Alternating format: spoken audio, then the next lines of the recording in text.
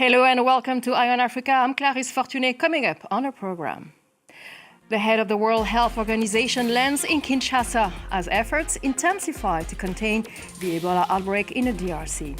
In a rare sign of hope, one patient has been discharged with 5 others expected to recover. So why would you invest then in DR Congo despite war, health crisis and business uncertainty? We speak to Congolese diaspora entrepreneur Jean-Luc Loboya-Chichimbi, founder of Bio-Happy Farms, about betting on agriculture and building opportunities back home.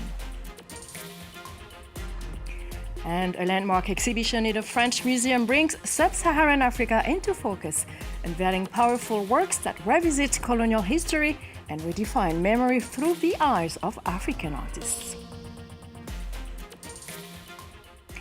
The head of the World Health Organization is in the Democratic Republic of Congo as authorities battle to contain a fast-spreading Ebola outbreak that has already killed hundreds. Tedros Ghebreyesus arrived in Kinshasa ahead of a planned visit to the eastern province of Ituri, the epicenter of the country's 17th Ebola outbreak. Health officials say more than 1,000 suspected cases have been recorded since mid-May, with infections also confirmed in neighboring Uganda. Ghebreyesus says international support is needed. I came here to show that the communities in Ituri, North Kivu and South Kivu, that they're not alone and that we are here to support. And I use this opportunity actually to ask the international community to increase their support so the health workers get the supplies, the protective measures they need, and they are protected. And Emmett Livingston is in Kinshasa with more. One patient infected with Ebola has made a full recovery in Ituri province in Eastern Democratic Republic of Congo. This is a hopeful development since there's no vaccine for the species of Ebola virus that's currently spreading. Late on Thursday night, Congo's health minister said he thought the virus could be brought under control within 6 months and that Ebola treatment centers were already up and running. But, according to aid workers, the situation is still gravely serious. They're playing catch-up when the virus has already circulated widely, including in urban areas. The latest government figures say that more than 220 people are suspected to have died of Ebola already, and these figures are probably an underestimate given a shortage of tests. The WHO's Director General Tedros Ghebreyesus arrived in the Congolese capital on Thursday night, and he's expected to visit Ituri. He told reporters that insecurity is one of the biggest challenges facing responders, but added that he had come to show communities that they're not alone. Now, while much of the international spotlight remains fixed on conflict in eastern DR Congo and renewed fears around Ebola outbreaks, some members of the Congolese diaspora are choosing to return home and invest. Jean-Luc Loboya-Chichimbi, the CEO of Bio-Happy Farms, is with us. He joins us now from the perspective of an entrepreneur betting on opportunity despite instability. Welcome, Jean-Luc. Hello. So you've made a choice of returning to the DRC after living in the United States for more than 20 years. So some would say against all odds, and I bet you that people said that you were crazy. You are so right about that. Thank you for inviting me on your platform. The first time I actually boarded the plane, going back from California into Kinshasa for my project, there was a man who sat across from me, and all he did was explain how agricultural project failed within the year. And he thought I was crazy, and I should probably go back home or change project altogether. And in my head, I was thinking either this is going to discourage me, or maybe this is God talking to me. Or it was an opportunity for me to think solution, because to every problem there's a solution.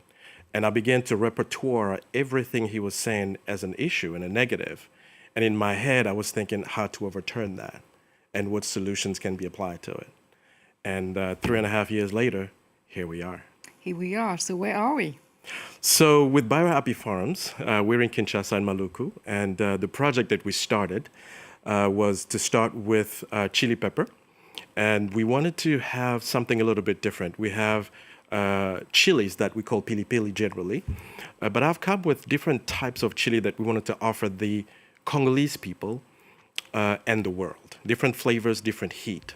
But in order to reach those types of results, the vision had to be carried through structured, organized agriculture project, just like you would do any other projects. And so at BioHappy Farms, we actually are thinking local, and we're thinking export as well. And it's really changing the lives of a lot of local people in the DRC. We have about 50 families that depend on us, that have appreciated us coming into Kinshasa with this project, and whose lives are changed today. And obviously, I'm sure you've met some pretty difficult challenges. Tell us about them. All the basically the challenges that you heard in a plane, did they come through? They actually were very true, very, very true. You know, what I think of, this man was a man from the diaspora, just like I was. And I really want to thank people like Charlotte Kalala with Congo na Paris, because she brings people together, that diaspora as well as the opportunities back home. And so what this was doing for me was looking at the different challenges that he was presenting and how I should overcome them. And so we have dealt with, you know, energy problems. We've dealt with logistics because everything is fragmented. But when I think about it, Africa has about 60% of uncultivated arable land. That's actually opportunity. That's resources. So to us, we should really see it as an opportunity less than a problem. And so with all of the challenges that this man was enumerating on the plane that I've encountered, we've been able to overcome them, overturn them. So it's really not a problem, you know, of fragmented logistics, but it's a problem of figuring out solutions, working together. For example, energy issue, it is a big issue. It is. So Absolutely. how do you go around it? So we have generators. We also have alternative energy. We use clean energy, renewable energies, you know, as well on the farm, as well as at our factory. So we have generators, for example, to power our machines. But one of the issues that we have, I have, for instance, a big machine that operates and dehydrates about 1.5 tons of chili on a daily basis. That machine doesn't work with regular electricity. And for that, you have to have a big generator that costs thousands of dollars. And that's a solution to a real problem. And that was few of the product that you Absolutely. managed to go even without with the challenges.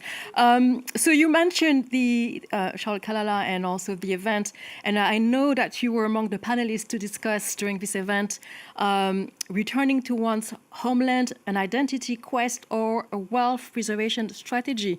What's the answer? So yes, absolutely. So the diaspora wants to go back. So, and they're thinking, how do we do it? Because we've tried and we've not been successful. So the solution really is go back in a structured way, coordinated with a strategic plan. And this is what I brought. And for me, unlike, for example, a mineral or mining type of opportunity, agriculture is actually less of a cost of entry, barrier-wise. And so I offer something with a program called Farming Together. And Farming Together brings the diaspora into this community and a village that I call the Village des Fermiers Congolais. And this community of 20 or more people come together and they invest their funds into at least 1 hectare each. And with 1 hectare, we're able to plant either chili, eggplants, fruits, legumes, potatoes, whatever you'd like. And we're able to do so much more. So quickly, because we have not much time left, but what would you say to someone from the diaspora who wants to go back? What would be the one advice, if you have one advice to give? I would say really think strategically, plan correctly, and make sure that you work with a community of people who are already there using the resources and the opportunities that we have in the country, and then build together from there. This is what we do with our little chili sticks. I can't wait to taste. Thank you very much. It's a pleasure. Thank you for sharing your experience. Absolutely. Thank you so much for having me. Now our time for a bit of culture and history. For the first time, the Caen Memorial in France is presenting an exhibition dedicated to sub-Saharan Africa, its history and its artists. Through around 60 remarkable works, the museum aims to address colonial and post-colonial history as seen by African artists. These paintings, photographs, sculptures, and films explore a process of remembrance and historical rethinking. Take a look.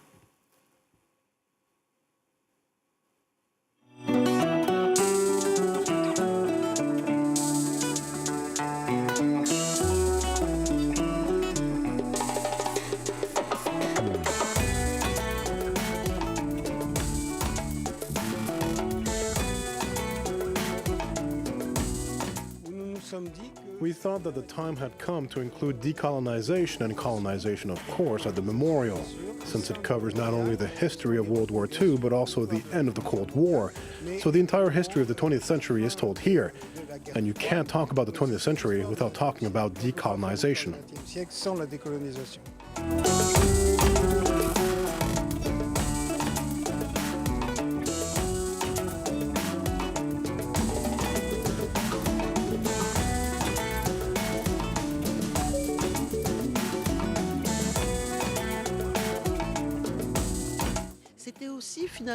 Ultimately, it was also a desire from the artists to say, yes, history must also be written from our perspective.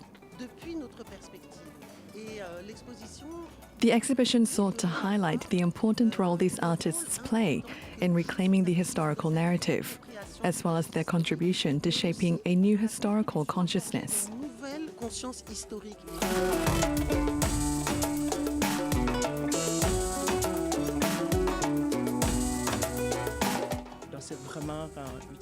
It is really important for people to know what happened and how we are handling things today. First, we need to document what happened, preserve it for future generations, and then ensure that it never happens again.